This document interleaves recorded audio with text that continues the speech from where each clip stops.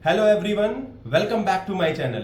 तो जैसा कि पहले वीडियो में मैंने आपको डेफिनेशंस बता दी अकाउंटिंग के बारे में, तो होप आप लोगों को समझ में आया होगा, क्योंकि मैंने बहुत ही समराइज वर्जन में उसको एक्सप्लेन किया था।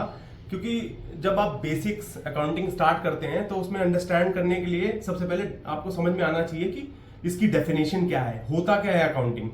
अब मैं आपको बताने जा रहा हूं, चलते हैं अकाउंटिंग के कैरेक्टरिस्टिक्स, जिसको एट्रीब्यूट्स भी बोलते हैं। चलिए मैं आपको बताता हूं। तो करेक्टरिस्टिक्स ऑफ अकाउंटिंग, जो कि मैंने आपको बताया कि इसको एट्रीब्यूट्स भी बोलते हैं अकाउंटिंग की, ये हमारा डेफिनेशन के बाद दूसरी टर्म्स है जो इसकी विशेषताएं बताएगा। तो मैं आपको बताना जा रहा हूं कि करेक्टरिस्टिक्स के अंदर हम क्या क्या पॉइंट्स हैं, क्या क्या चीजें हैं जो इसके अंदर हम आपको, मतलब मैं आपको बता दूंगा कि इसके अंदर कैसे इसको आप इसकी अकाउंटिंग के डेफिनेशंस के बाद अब इसको कैसे इवेल्युएट करेंगे। तो पहली चीज है इसकी आइडेंटिफिकेशन। आइडेंटिफिकेशन में ये होता है कि आप किसी, जैसे कि मैंने आप डेफिनेशन में बताया था कि मनी, मॉनेटरी टर्म्स में उसकी वैल्यू को आप डिफाइन करनी होनी चाहिए, अदरवाइज आप उसकी आइडेंटिफिकेशन नहीं कर पाएंगे और हमारे अकाउंटिंग का जो रोल है वो उसमें वैल्यू एड नहीं करेगा। तो आपको आइडेंटिफिकेशन करना आना चाहिए। तो इसकी पहली विशेषता ये है अकाउंटिंग की, आइडेंटिफिकेशन।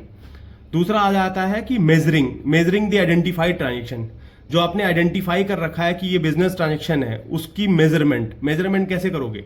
जैसा मैंने पहली वीडियो में बोला था कि आप अगर कोई बिजनेस स्टार्ट करना जा रहे हैं या आपने कोई फर्म या कुछ भी स्टार्ट करा है, तो इसके अंदर आप कोई भी ट्रांजेक्शन करते हैं तो उसको कैसे मेजर कर पाओगे कि भाई कितनी वैल्यू का है, क्या लेंथ है, क्या एरिया है। मेजरमेंट बेसिकली आइडेंटिफाइड ट्रांजेक्शन की मॉनेटरी वैल्यू। तो इस तरह से अगर आपने आइडेंटिफिकेशन और मेजरमेंट कर लिए तो आता है तीसरा रिकॉर्डिंग। ये सबसे इंपॉर्टेंट है, क्योंकि रिकॉर्डिंग में ही आप अकाउंटिंग की बुक्स ऑफ अकाउंट्स जो आप मेंटेन करते हैं, बुक्स ऑफ अकाउंट्स किसी भी सॉफ्टवेयर में, आजकल तो डिफरेंट सॉफ्टवेयर्स आ गए हैं, जैसे ओरेकल आ गया है, टैली से स्टार्ट हुआ था, टैली, ओरेकल, देन आजकल एसएपी का प्रचलन ज़्यादा ही हो गया है, जिसके अंदर आप देखेंगे कि बुक्स ऑफ अकाउंट्स को मैनेज किया जाता है विद जर्नल एंट्री।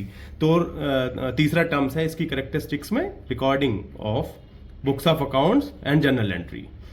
चौथा आता है क्लासिफिकेशन। क्लासिफिकेशन में अगर आप देखेंगे अकाउंटिंग टर्म्स में काफ़ी सारी चीज़ें होती हैं कि आप इसको कैसे क्लासीफाई करते हैं कि क्या नेचर है, एक्सपेंस है, इनकम है, एसेट है, लाइबिलिटी है। तो इस तरह से इसकी क्लासिफिकेशन भी आप इसे ऐसे ही कर सकते हैं, जो कि इसकी करेक्टरिस्टिक्स है।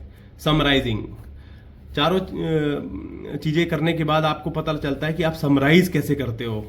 तो समराइज करने के लिए हमको बनाना पड़ता है ट्रेडिंग एंड P&L अकाउंट, जो कि आगे आने वाले चैप्टर्स में कवर हो जाएगा। बहुत ही मतलब पूरा का पूरा चैप्टर ही इसी पे है, आई थिंक आगे आने वाले चैप्टर्स पे। तो ट्रेडिंग एंड P&L भी वहीं पे कवर होगा। फिर बाद में अब हम बात करेंगे balance sheet preparation. So balance sheet and P&L and trading account, ये भी समराइजिंग के अंदर ही कैटेगरी आ जाती है, जो हमारा फाइनल रिजल्ट देता है, फाइनल अकाउंट्स और फाइनेंशियल स्टेटमेंट।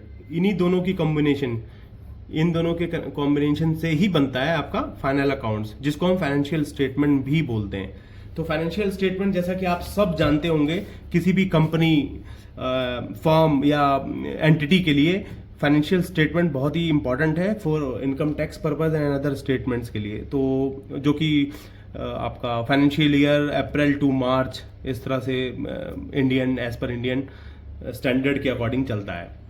तो ये भी आपका कैरेक्टरिस्टिक्स है एक आपकी अकाउंटिंग की, जो हम फाइनेंशियल स्टेट के रूप में लेते हैं। छठा आता है एनालिसिस एंड इंटरप्रिटेशन। बेसिकली क्या होता है, जब आप फाइनेंशियल स्टेटमेंट बना लेते हैं तो उसको एनालाइज करने के लिए, उसको इंटरप्रिटेट करने के लिए कि P&L में कितना खर्चा आया है, कितना लॉस हुआ है, कितना प्रॉफिट हुआ है, और बैलेंस शीट में कितनी एसेट है आपकी, कितनी लाइबिलिटी है, वो सारी चीज़ें निकल के आ जाती है। और उसी के बेस पे एक एंटरप्रेन्योर आगे डिसीजन भी लेता है, अंडरस्टैंड करता है कि उसकी फाइनेंशियल स्टेटमेंट कितनी पॉजिटिव है, कितनी नेगेटिव है, कितना इम्पैक्टफुल है, कितना मतलब बिजनेस कंटिन्यूटी के लिए कितना अप्रोप्रिएट है। तो basically analysis and interpretation is the sixth characteristic of accounting. तो सातवां जो सबसे लास्ट आ जाता है कम्युनिकेटिंग।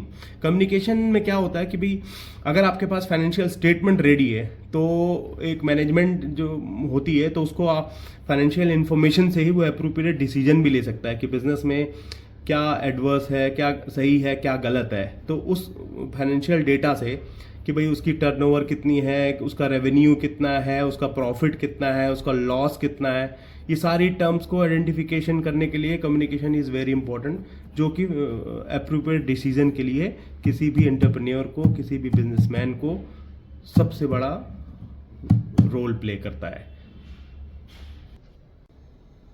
आई होप आपको ये अकाउंटिंग कॉन्सेप्ट क्लियर हो गया होगा।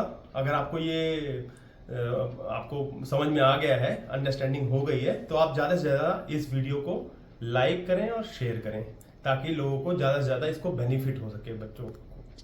और मेरे अगर चैनल पे आप नए हैं तो प्लीज़ इसको सब्सक्राइब करिए। Thank you, thanks for watching.